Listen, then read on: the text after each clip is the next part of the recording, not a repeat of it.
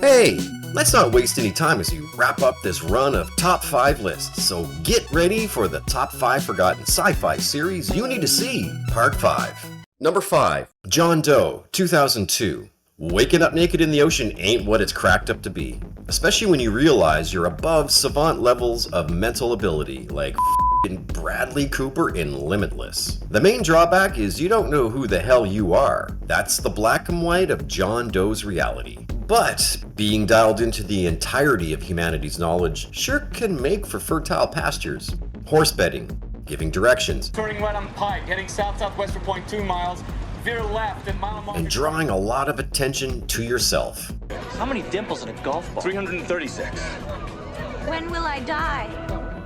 John's new ability quickly becomes useful to the Seattle PD. Frank Hayes has his mind blown when John takes the reins of a missing girl investigation. His new non-boss, Jamie Avery, is equally befuddled with his unearthly and freakish talents, while wreaking havoc with police procedure. But Seattle PD can't look a gift horse in the mouth. John's enigmatic arrival and nebulous identity is a mystery that he struggles to solve throughout this crime sci-fi-ish show, which is inextricably tied to the Phoenix organization and the key to all his questions. Each episode concentrates on an unsolved crime, and that's where and how Doe finds more breadcrumbs along the way. Because John is doing all the heavy lifting for the Seattle PD, he doesn't need a badge or a gun. If an assailant escapes by boat, hey, no problem. He can commandeer a helicopter and learn how to fly it in a hot minute. John Doe is an unfortunate name for the series. It's most likely been forgotten by audiences despite it not being that bad of a series. Number 4, Steven Spielberg Presents Taken, 2002. The alien abduction miniseries Steven Spielberg Presents Taken doesn't draw inspiration from Close Encounters of the Third Kind, or as far as we know. Regardless, Taken chronicles 3 families over 4 generations who were either abducted by aliens, impregnated by aliens, or pursued by aliens. Opening on a spectacular World War II air battle between American flying fortresses and Me-109s over Zefazaland, it's already a hairy furball when Captain Russell Keyes takes a few rounds in the gut. Then the UAPs show up, but this is 1944, so that UAP shit. The UFOs show up and Keyes suddenly feels optimistic. They come in peace. And then they're abducted. Owen Crawford rose to prominence after a UFO crash in Pine Lodge, New Mexico in 1947 became a hot potato for the military, provoking Crawford to perform unspeakable acts as he climbs the majestic ladder within the government's shadiest of agencies. For Owen to become top dog in these dark circles, he has to be a sick puppy, something he comes by naturally.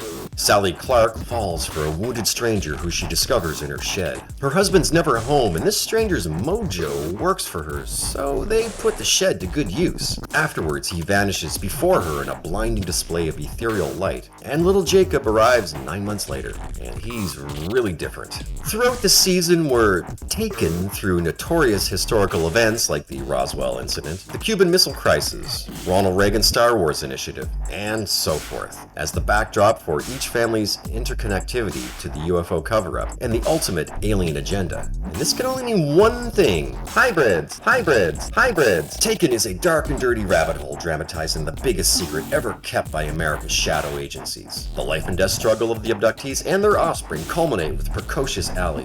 Why did you say that? I just thought you should know. Who represents evolution's next step for humanity and ETs alike. Although the conclusion is way too long and melodramatic for its own good. And since this is a Steven Spielberg Presents production, a lot of his stylistic earmarks are laced throughout the epic journey towards the truth. Even in due course, they give us some suspiciously subpar CGI. Number 3, Otherworld, 1985.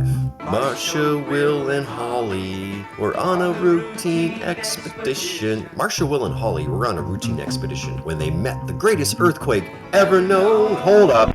It's a trap! Sorry, wrong show. Pull the string! Cut.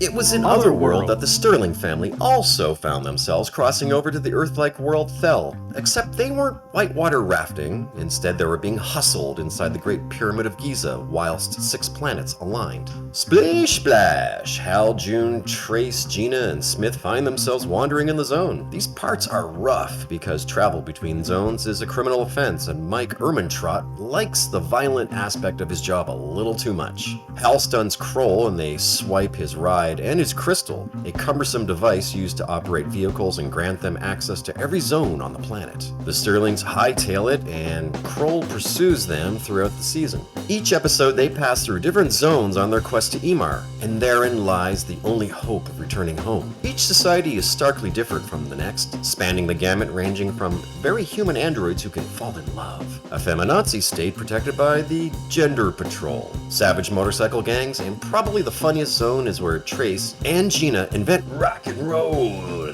But really, they're just covering old classics like Cheap Trick.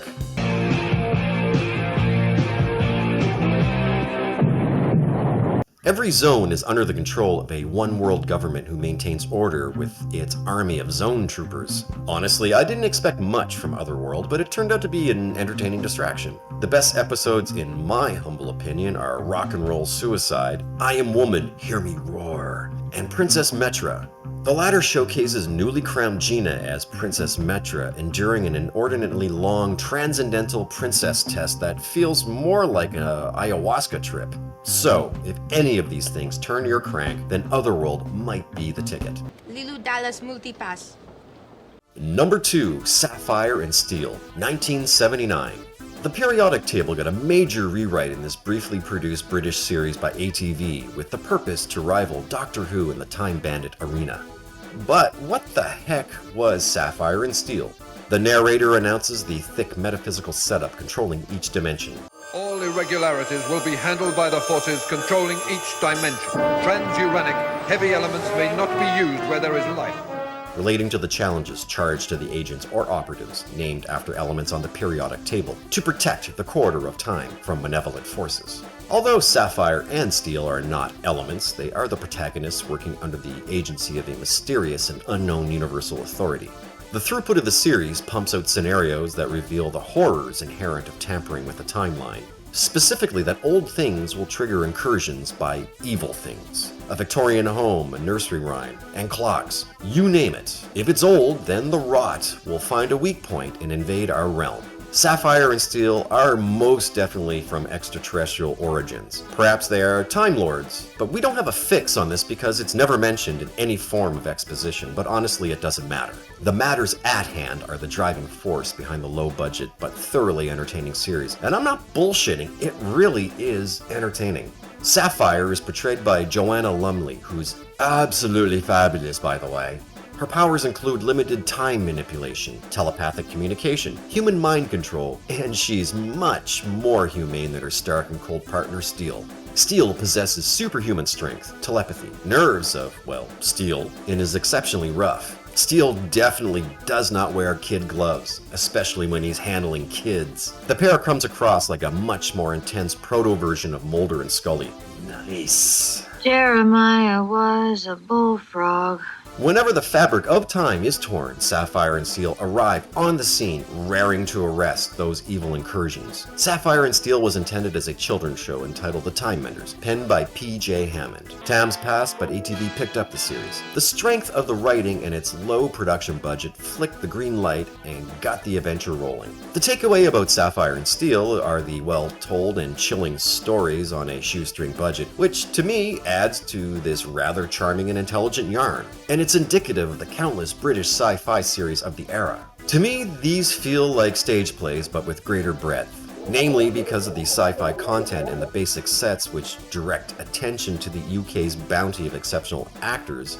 I really like how each episode of Sapphire and Steel is designated by order of assignments. And the narrator's bravado really lends an air of confidence for everything that is to unfold. Medium atomic weights are available. Speaking of time, each episode allows for unconstrained pacing, in turn embellishing the realism of the performance and the gravity of the dramatic events. There's not a lot of laughs. Don't let that ruin your mood. So, kick off your pants and spend some quality time with Sapphire and Steel. Number 1. Logan's Run, 1977. Enter the carousel. This is the time of renewal. The one foot fell right after the other on the heels, of the theatrically released Logan's Run in 1976. And 1 year later, the TV adaptation titled Logan's Run chased ratings on network TV. The pilot episode follows the same plotline as the movie. Logan 5, played by Gregory Harrison, is still a Sandman retiring runners who starts to question the apparent macabre ritual of carousel, the cornerstone of any dystopian murder cult theocracy. So Logan and Jessica don't like the idea of renewal because 30 is now the new dead, which makes for a really shitty birthday party. So they decide to get the f*** out of Dome City, Dodge and as far away from the creepy carousel as possible. So they flee into the wilds of post-apocalyptic DC in search of the mythical Shangri-La, sanctuary for runners and anyone else on the run, I reckon. Francis 7 is still on Logan's tail to bring them back for recycling. Silent breed is people! So the episodes are Francis's pursuit of Logan and their complicated misadventures with robots, aliens, and a variety of other entanglements. In the pilot episode, Logan and Jessica find Mountain City, are lavished by creature comforts by robots in exchange for their capture, and this is where they team up with Rem, a super intelligent android with crazy eyebrows, and they escape to encounter other pitfalls. In another, Logan and Jessica find Sanctuary, but this is but a ruse orchestrated by the mind control of aliens. A second season wasn't ordered, leaving viewers in the lurch with a cliffhanger where aliens try to fix their global grilling problem with some parts of Rem. Viewership was decent during the first few episodes, but trailed off, leading to CBS passing on renewing Logan's Run. I mean, it's obvious that the studio wanted to capitalize on the movie's relative box office success, which they didn't, but a decent cult TV series resulted, exploring themes of technocratic and theocratic societal control, human freedom, and the foobarriness of nuclear war, and just how vastly different societies can crop up after Armageddon.